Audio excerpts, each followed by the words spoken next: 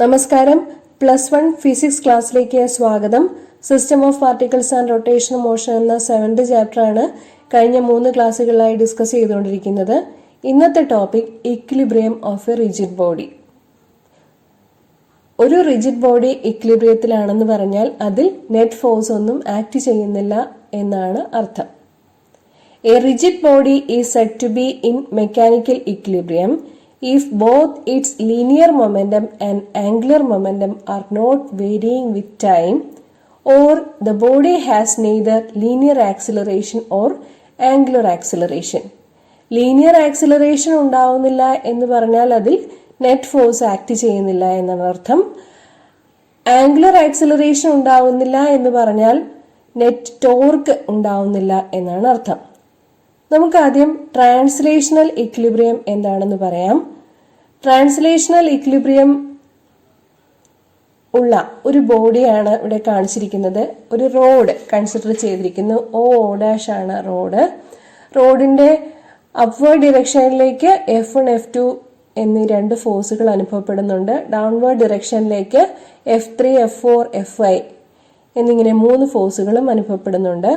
Upward ഡിറക്ഷനിലേക്ക് അനുഭവപ്പെടുന്ന ഫോഴ്സിന് ഈക്വൽ ഓപ്പോസിറ്റ് ആയിട്ട് ഡൗൺവേർഡ് ഡിറക്ഷനിലേക്കുള്ള ഫോഴ്സ് അനുഭവപ്പെട്ടു കഴിഞ്ഞാൽ ആ ബോഡി ഇക്വിലിബ്രിയത്തിലായിരിക്കും. Okay, if the force on the body is 0, then the total linear momentum of the body does not change with time.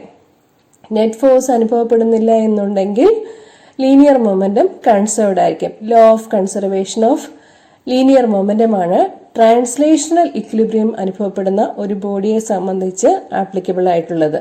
Okay, the algebraic sum of the forces acting on a rigid body must be 0 if it is in translational equilibrium. Okay, ഇനി നമുക്ക് discuss ചെയ്യാനുള്ളത് rotational equilibrium ആണ്. എന്താണ് rotational equilibrium എന്നാൽ, റൊട്ടേഷനും മോഷനുള്ള ഒരു ബോഡിക്ക് angular acceleration ഉണ്ടാവുന്നില്ല. അപ്പോഴാണ് ആ ബോഡി റൊട്ടേഷണൽ ഇക്വിലിബ്രിയത്തിലാണെന്ന് പറയുക. അതായത് ക്ലോക്ക് വൈസ് ആയിട്ട് അനുഭവപ്പെടുന്ന ടോർക്കും ആന്റി ക്ലോക്ക് വൈസ് ആയിട്ട് അനുഭവപ്പെടുന്ന ടോർക്കും ഈക്വൽ ആയിട്ട് വരിക. Okay, force into perpendicular distance, അതിനെയാണ് മൊമെന്റ് ഓഫ് ഫോഴ്സ് അല്ലെങ്കിൽ ടോർക്ക് എന്ന് പറയുക. ക്ലോക്ക് വൈസ് മൊമെന്റ്സ് ഓഫ് ഫോഴ്സും അതുപോലെ anticlockwise moment of ഫോഴ്സും ഇത് രണ്ടും ഒരുപോലെ വന്നു കഴിഞ്ഞാൽ ആ ബോഡി റൊട്ടേഷണൽ ഇക്വിലിബ്രിയത്തിലാണെന്ന് പറയും. എക്സാമ്പിൾ കാണിച്ചിരിക്കുന്നത് നോക്കുക. ഇവിടെ O' എന്നൊരു റോഡില് F1 F2 എന്നിങ്ങനെയുള്ള ആന്റി ക്ലോക്ക് വൈസ് ഫോഴ്സസും കാണിച്ചിട്ടുണ്ട്. F3 F4 F5 ഇങ്ങനെയുള്ള ക്ലോക്ക് വൈസ് ഫോഴ്സസും കാണിച്ചിട്ടുണ്ട്. F1ലേക്കുള്ള പെർപെൻഡിക്കുലർ ഡിസ്റ്റൻസ് OA ആണ്. F2ലേക്കുള്ള പെർപെൻഡിക്കുലർ ഡിസ്റ്റൻസ് OB ആണ്. F3ലേക്കുള്ള പെർപെൻഡിക്കുലർ ഡിസ്റ്റൻസ് OC ആണ്. F4ലേക്കുള്ളത് OD ആണ്. F5ലേക്കുള്ളത് OE ആണ്. ഓക്കെ, ഫോഴ്സിന്റെയും പെർപെൻഡിക്കുലർ ഡിസ്റ്റൻസിന്റെയും പ്രോഡക്റ്റ് എടുക്കുക. അപ്പോഴാണ് മൊമെന്റ് ഓഫ് ഫോഴ്സ് അല്ലെങ്കിൽ ടോർക്ക് കിട്ടുക. The algebraic sum of the moments of all forces about any point in its plane must be 0 if that body is in rotational equilibrium. Okay, that means the sum of the anti-clockwise moments is the same as the sum of the clockwise moments. Anti-clockwise moments അവയുടെ തുക F1 into OA plus F2 into OB ആണ്. Clock vice മൊമെന്റ്സിന്റെ തുക F3 into OC plus F4 into OD plus F5 into OE ആണ്. Okay, F1 into OA torque 1 τ1 എന്നും F2 into OB τ2 എന്നും കൊടുക്കുന്നു.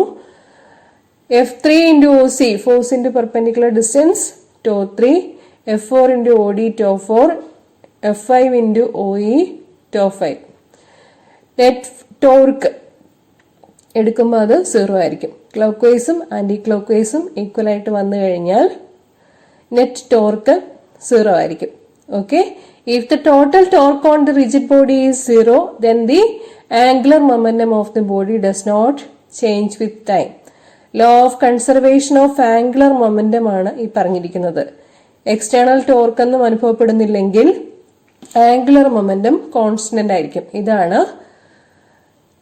Law of conservation of angular momentum. ഇത് തന്നെയാണ് rotational ഇക്വിലിബ്രിയത്തിന്റെ കണ്ടീഷനും. Okay, ഇനി rotational ഇക്വിലിബ്രിയത്തിന്റെ examples നോക്കാം. അതിനു മുമ്പ് കപ്പിൾ എന്താണെന്ന് പറയാം. കപ്പിൾ എന്നാൽ A pair of equal and opposite parallel forces with different line of action. അതിനെയാണ് കപ്പിൾ അല്ലെങ്കിൽ ടോർക്ക് എന്ന് പറയുക. നമ്മുടെ ഡെമോൺസ്ട്രേഷൻ നോക്കിക്കോളൂ. കണ്ടോ, ഒരു ആക്സിസിനെ ആധാരമാക്കി ക്ലോക്ക് വൈസ് ആയിട്ടും ആന്റി ക്ലോക്ക് വൈസ് ആയിട്ടും ഫോഴ്സ് കൊടുക്കുകയാണ്. അപ്പോ കപ്പിൾ പ്രൊഡ്യൂസ് ചെയ്യുന്നത് റൊട്ടേഷൻ ആണ്, ട്രാൻസ്ലേഷൻ മോഷൻ അവിടെ ഇല്ല.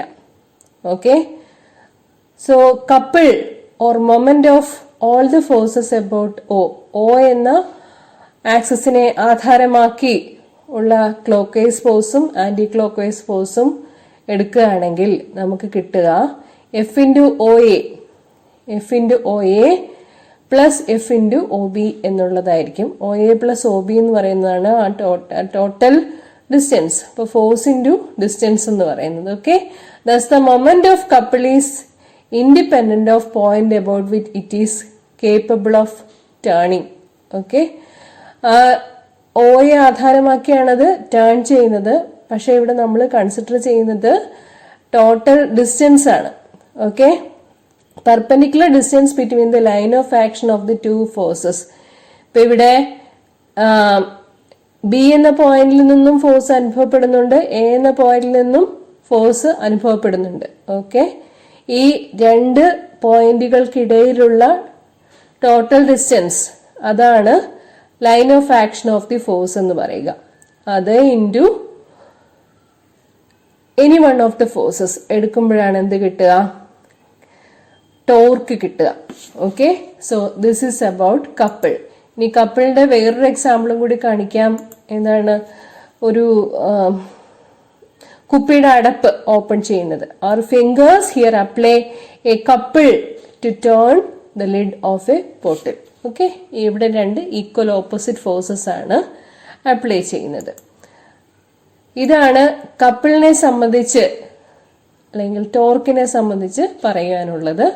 സെന്റർ ഓഫ് ഗ്രാവിറ്റി കൂടി എന്താന്ന് വിശദീകരിക്കാം. സെന്റർ ഓഫ് ഗ്രാവിറ്റി എന്നാൽ the whole weight of the body is supposed to be concentrated at a particular point and that is known as center of gravity. Weight concentrate ചെയ്തിരിക്കുന്ന പോയിന്റിനെയാണ് centre of gravity എന്ന് പറയുക. Centre of mass എന്ന് പറഞ്ഞാൽ mass concentrate ചെയ്തിരിക്കുന്ന point. ഇവിടെ ഇപ്പൊ നമ്മള് ഫോഴ്സ് എടുക്കുന്നു, അപ്പൊ അതുകൊണ്ടാണ് സെന്റർ ഓഫ് ഗ്രാവിറ്റി എന്ന് പറയുന്നത്. Centre of gravity of A body define ചെയ്തിരിക്കുന്നത് ടോട്ടൽ ഗ്രാവിറ്റേഷണൽ ടോർക്ക് 0 ആയിരിക്കുന്നതാണ്. അപ്പൊ ടോട്ടൽ ഗ്രാവിറ്റേഷണൽ ടോർക്ക് 0 ആകുമ്പോൾ എന്തായിരിക്കും? ക്ലോക്ക് വൈസ് ആയിട്ടും ബോഡി മറിഞ്ഞു വീഴില്ല, ആന്റി ക്ലോക്ക് വൈസ് ആയിട്ടും മറിഞ്ഞു വീഴില്ല. അത് രണ്ടും ഈക്വൽ ആയിട്ടും ഓപ്പോസിറ്റ് ആയിട്ട് നിൽക്കുമ്പോൾ ആ ബോഡിയെ ബാലൻസ് ചെയ്തിട്ട് തന്നെ കാണിക്കാൻ പറ്റും. ഓക്കെ, അപ്പോ gravitational torque about the centre of gravity is 0 എന്നുള്ളതാണ് സെന്റർ ഓഫ് ഗ്രാവിറ്റിയെ സംബന്ധിച്ച് പറയാനുള്ളത്. ടോർക്ക് എന്നാൽ ഫോഴ്സ്. ഇവിടെ ഫോഴ്സ് അനുഭവപ്പെടുന്നത് ഫോഴ്സ് ഓഫ് ഗ്രാവിറ്റി ആണ്, വെയിറ്റ് ഓഫ് ദി ബോഡിയാണ്. ഓക്കെ, ഡിസ്റ്റൻസ് ആർ എന്നെടുത്തു കഴിഞ്ഞാൽ ആർ ഇൻറ്റു എം ജി അതായിരിക്കും ഏത് ടോർക്കിന്റെ ഇക്വേഷൻ. ടോർക്ക് 0 ആയിരിക്കും. ക്ലോക്ക് വൈസും ആന്റി ക്ലോക്ക് വൈസും ഈക്വൽ ആയിട്ട് അനുഭവപ്പെടുന്ന അല്ലെങ്കിൽ നെറ്റ് ടോർക്ക് ഈക്വൽ ടു 0 എന്ന് പറയുന്നതാണ് സെന്റർ ഓഫ് ഗ്രാവിറ്റി എന്നതുകൊണ്ട് ഉദ്ദേശിക്കുന്നത്. Okay, thank you.